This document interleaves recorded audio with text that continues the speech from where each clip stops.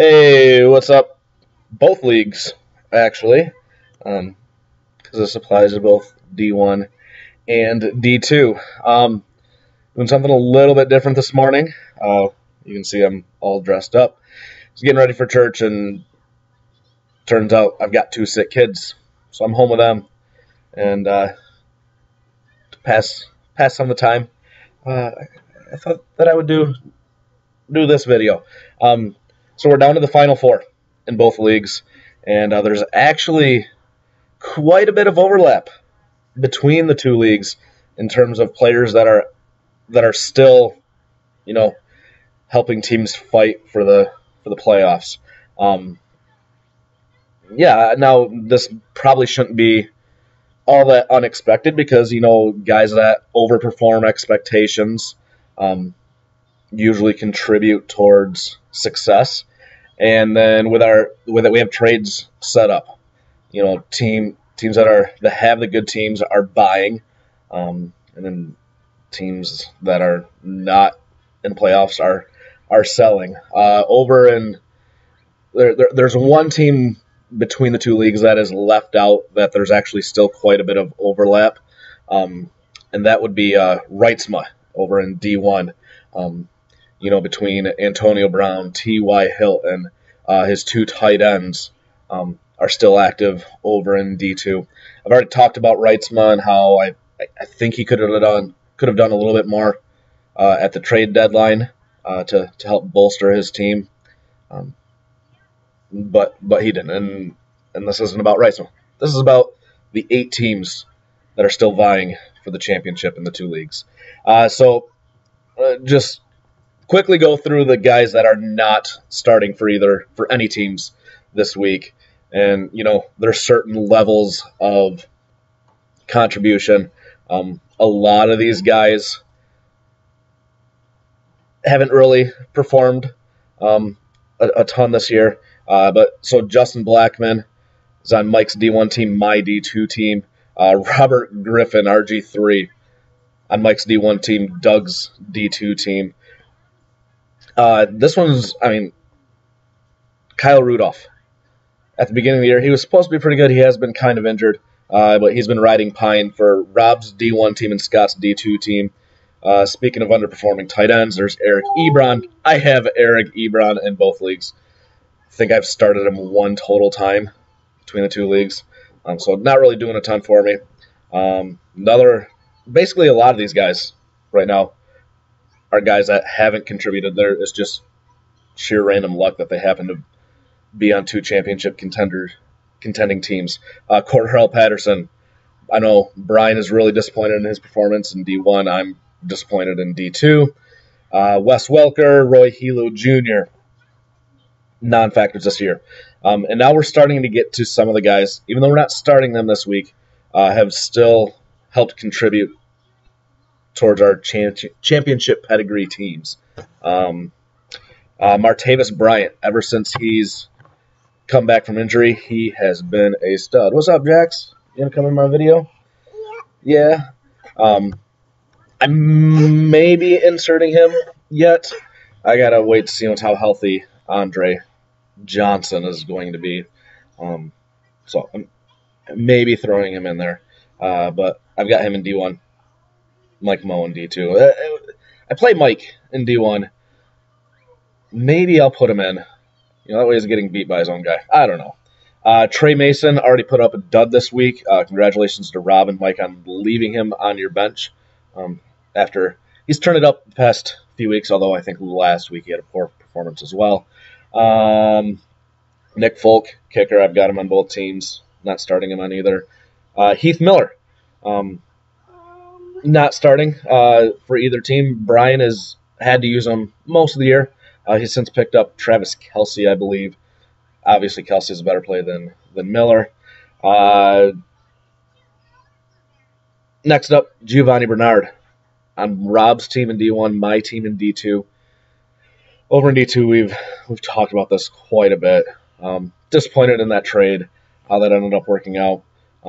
Because Gio not playing for either one of us this week, which at the beginning of the year, he's healthy again, but probably playing behind Jeremy Hill and over there in Cincinnati. The next guy, Andre Ellington. Obviously, Brian and myself are not going to play him. He's on the IR. He did a pretty good job of getting us to this point, though. Not super spectacular, but has been a solid play most of the year. And then a backup quarterback, Ryan Tannehill, for Rob, and then for Scott. So those are guys that are not starting for any team in either league. There are 22 guys, though, that are on a D1 team and a D2 team that are still eligible for the championship that are actually starting for one or both teams. Marcus Wilson. I don't even know how to say his name. Doug is throwing him out there. He only has 8 points so far this year. Now, obviously, because of the Marshall injury, because of Doug's lack of depth, he kind of has to throw him out there. And he could have a pretty big game. I picked up a kicker, and then I've got my man crush that's finally back on both of my teams. And I got Connor Barth in both leagues, and I got Josh Gordon in both leagues. Got Johnny Manziel coming in. I think that's going to be good for Gordon. I can't sit him. I don't have really good options on my bench. Like I guess I could play Deshaun in D2, but yeah, I need Connor and Josh to do well. Isaiah Crowell, I'm starting him in D2 as of right now. So many options. They're not super spectacular options, but I've got a couple tough decisions to make. Not starting for Brian, though. Percy Harvin. I don't think Brian has him in. He had a good game last week. But I know that Doug, again, with his injury concerns, recently put in Harvin. Let's go over to Brian's team winner. Is he playing Percy? Doing it live. Gotta love this. Plus 89 ounce. Wow, it's gonna be a close game. Percy Harvin is in with a Q next to his name. So Percy playing in both leagues. Travis Kelce, I mentioned this. Going for Brian in D1. Going for Scott in D2. He's been a pretty solid tight end option. And now, speaking of tight ends, I've talked about this. I've thrown out potentially not playing him, but I ended up putting him back in. That's Julius Thomas. They say that Manning is going to try to force feed him a little bit. I hope that's the case. Now, this is a situation where Mike can't root too hard for Julius, because he has him in one league, but he's going up against him in the other league this week. Alfred Morris for Rob, and then Doug. Jordan Matthews, not really a factor. I mean, he is starting in both leagues. Kelvin Johnson. This is a guy that I can't root for too hard because I have him in D2. I'm going up against him in D1. Mike, with Mike Evans on both teams. Alshon. Bostrom's have secured a great Alshon contracts in both leagues. Mike in D1, Doug in D2. Jamal Charles, another guy Mike can't really root for all that strongly because he has him in one league. He's going up against him in the other league. So maybe I should throw out Martavis, Julius, and Jamal because then Mike can't be happy if they score a ton of points. I don't know. Arian Foster is healthy. Gonna get the rock against Indy's porous run defense. See a huge game for Arian today, which I would be happy with. I got him in D1. Doug's got him in D2. Let's speed this up a little bit.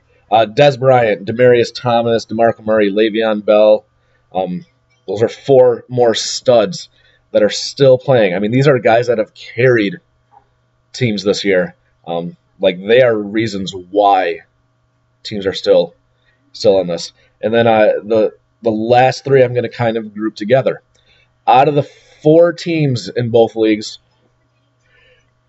there are three of the four quarterbacks are still remaining. So maybe quarterbacks matter. Maybe it's just a fluke that three of the four quarterbacks from each league are still playing. And, maybe part of it, I know that Breeze was traded for in one league. Luck was traded for in the other league. But Luck, Peyton Manning, and Drew Brees all still on championship contenders. So that's 75%. So maybe quarterbacks matter a little bit more than we might have originally thought. So there's actually some big crossovers between the two leagues. So not surprisingly, the Mostroms think alike. There are 4 guys that Mike has in D1 and Doug has in D2. And then for me, I have 4 guys that I have on both teams. Nick Folk, Connor Barstow, 2 kickers. Then Eric Ebron, who's not playing, and Josh Gordon. And then I also have 4 guys that Brian has in D1 on my D2 team. Let's see here. Crowell, who I'm starting. Des Bryant, who I'm starting. And I guess that's it out of the players that I'm starting. Who's the other guy? Oh, Andre Ellington. And Cordarrelle Patterson. Screw you, Cordarrelle. I hate you. I don't know. I hate that I bought your jersey, that I wasn't able to trade you.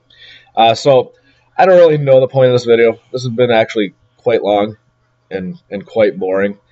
So I'm kind of shocked if anyone actually makes it to the end of this. But yeah, I like my chances a little bit better in D1 than in D2. Although Scott